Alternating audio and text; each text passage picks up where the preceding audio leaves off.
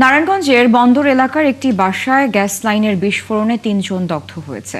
মুসাপুর ইউনিয়নের চাপাতলি ইটেরপুল এলাকার ওই বাসায় লিকেজ থেকে গ্যাস জমে এই বিস্ফোরণ হয়। আহতদের ঢাকার জাতীয় বার্ন অ্যান্ড প্লাস্টিক সার্জারি ইনস্টিটিউটে ভর্তি করা হয়েছে।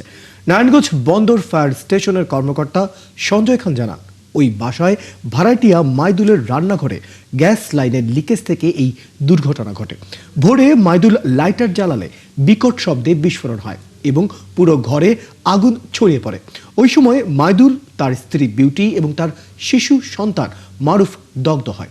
পরে এলাকার লোকজন তাদের উদ্ধার করে জাতীয় বার্ন অ্যান্ড প্লাস্টিক সার্জারি ইনস্টিটিউটে নিয়ে যায়।